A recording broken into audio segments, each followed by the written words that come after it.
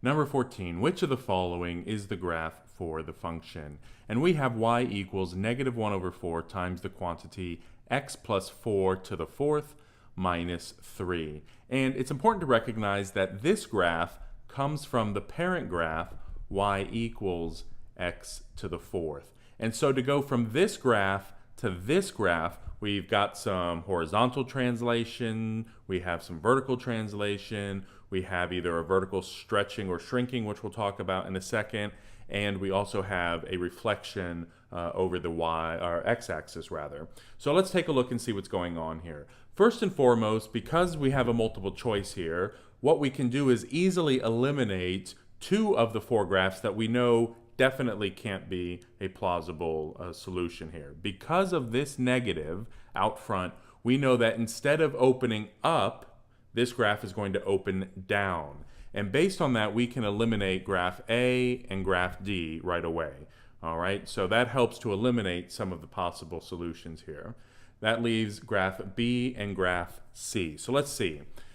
We know that because of the horizontal translation inside this set of parentheses, this graph is moving to the left 4 units and it's moving down 3 units. So from the origin here, we're moving to the left 4 units and then down 3 units, all right? Well, B definitely relates to that. That checks out for B. And let's see, how about C? Well, from the origin, moving left 4 units, down 3 units. Well, graph C also checks out.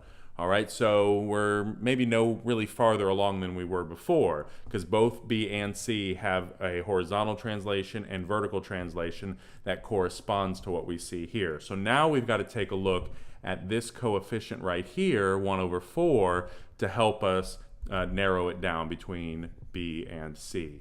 Now, this 1 over 4 is a vertical stretch or shrink, and which one it is depends on the criteria inside this chart here. And again, this chart comes from page 243. And so we can see that if A, which is the coefficient here, is greater than 1, then we are going to have a vertical stretching occurring. Well, 1 over 4 is definitely not greater than 1, and so we're going to look at B here, and B says if 0 is less than A, less than 1. So what that's saying is if this coefficient out front here is between 0 and 1, then the graph is going to have vertical shrinking. Vertical shrinking just means that the graph is getting wider, it's getting fatter, so to speak. And so based on that, if we know that this graph is getting fatter, is getting wider, well, which one looks wider to you, graph B or graph C? Well, I think graph B definitely looks wider, and so we can say that graph B is the graph of y equals negative 1 over 4 times quantity x plus 4 to the fourth minus 3.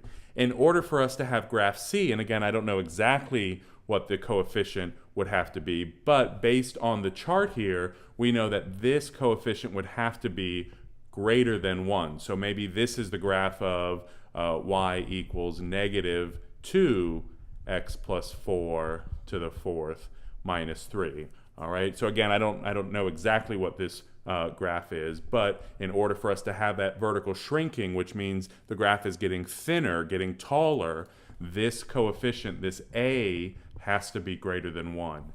If that coefficient, that A, is less than 1, so between 0 and 1, your graph is going to be getting fatter. It's going to be getting wider. And so we are saying graph B for number 14.